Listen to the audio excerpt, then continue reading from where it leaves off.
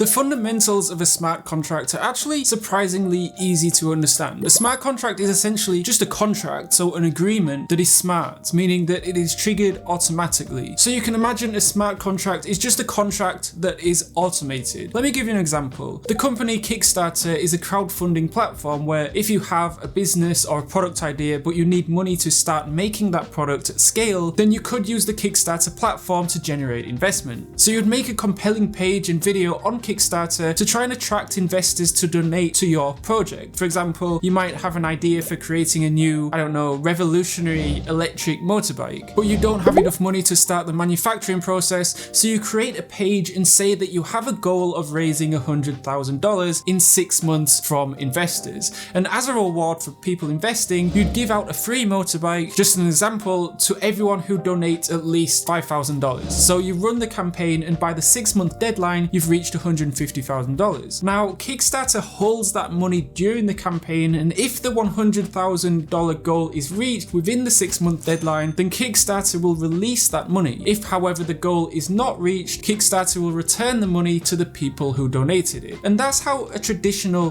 contract works. You have to trust the middleman, and in this case it's Kickstarter, to manage your money fairly. Furthermore, it's relatively expensive because Kickstarter will take a fee for their involvement. And currently it's at about 5%, so Kickstarter would take $5,000 of the $100,000 capital that was generated. Now, with a smart contract, that whole process becomes automatic, so there is no need for a middleman to manage the funds. So as soon as the $100,000 goal is reached, then the money is automatically sent from the investor's bank account to the bank account of the business raising the capital. And that's basically the main purpose of a smart contract, to take out the middleman and make transactions more efficient, cheaper, and trustable. Essentially, a smart contract is a piece of code that does something if something else happens. So for example, it can send money from one account to another account if there is at least $100,000 in the first account by this point in time. The most common smart contracts are written on the Ethereum network using a programming language called Solidity, which was created especially for this purpose. The purpose of smart contracts are endless: insurance, money lending, currency exchange, supply chain management, escrow, data recording are just some of the examples of where this can be used. And there are, however, two main things that give smart contracts huge potential and why so many people are talking about them. They are immutable, and this means that they cannot be changed ever. And this is because they are basically just code on the blockchain that is run, and once it's on the blockchain, it can never be changed. But what if there is a bug or the contract needs to be changed, you might ask? In that case, you will just create a new smart contract and tell people not to use the old one. And actually, that happens relatively often. Secondly, all smart contracts are distributed. They are made public and can be checked by anyone and everyone, including the participants. And this means that there's no discrepancies. You can't hire a lawyer and be like, that wasn't our agreement. These smart contracts are an agreement between parties that can be automatically executed if certain conditions are met. So smart contracts are a piece of code specifically designed to remove human error and issues. So now we have financial agreements that nobody can argue with because they are publicly available code and they don't change. Still, the amount of power and potential that this technology can have in the future really is mind-boggling. Here are some examples to explain the purposes and power of smart contracts. Number 1, flash loans. What if you could borrow $10 million with no money down? Well, on the Ethereum network, you totally can, but only if you write a small contract that repays the loan the exact same minute that it was borrowed. You understand correctly, you could borrow millions of dollars to do something on the Ethereum network if you know how to code it, but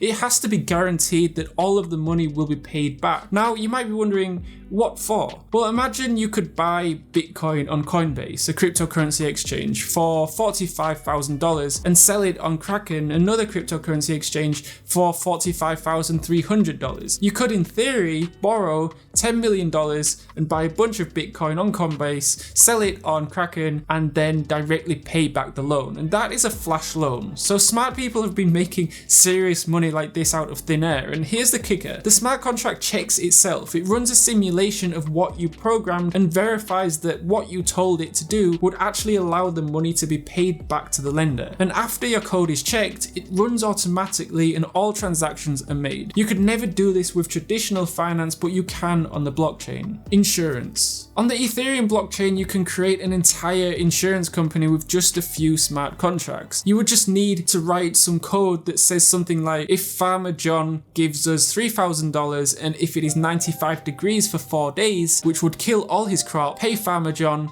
$50,000. Now Farmer John can be sure that if his crop dies from a heat wave, the smart contract will know that if it happened due to temperature changes and automatically pay him out his $50,000 insurance payout. But how does a smart contract, a piece of code, know what the temperature is? By using something called oracles. So oracles are basically trusted sources that give real world information to anything on the blockchain that requests it. So they send real world data to smart contracts. Another thing you might be wondering about is, where does the $50,000 insurance payout come from? Well, investors in this smart contract insurance company would have to front the money before the smart contract can be created. From the moment the smart contract is bought, these funds are owned by the smart contract and cannot be used for anything else until the determined period is over. And then depending on the conditions met, so for example heat waves and no crop, or crops and no heat wave, the funds go back to the investor or to our farmer, and that is insurance. Currency and token exchange. When it comes to smart contracts, one of the most common applications is to create a pool of money with two different tokens and create smart contracts that allow traders to switch out one token for another token. And that is basically how decentralized exchanges come about. You can write a smart contract that says, if you give me 20 apples, I'll give you 30 bananas. Only in this case, the apples and bananas are Ethereum and Bitcoin, or whatever you can trade in this pool. So token switching opens up a whole new world for day traders and investors that want to get into a specific coin that isn't currently on a major exchange like Coinbase or Binance. Instead, they could buy a coin that is available and then use a decentralized exchange to swap those tokens for whatever they want to have. Smart contracts are just a small, albeit important, cog to the whole DeFi system. And if you want to know how smart contracts can be used from a more macro lens, I made a video called What is DeFi Explained for Beginners, which kind of takes the explanation of smart contracts to the next level. You can click on the card on the screen. Alternatively, I made another video recently on the 30 most popular cryptocurrencies explained, a really important video if you're just getting started with cryptocurrency and blockchain technology. You can click on the card on the screen, and whichever video you choose, I'll see you over there.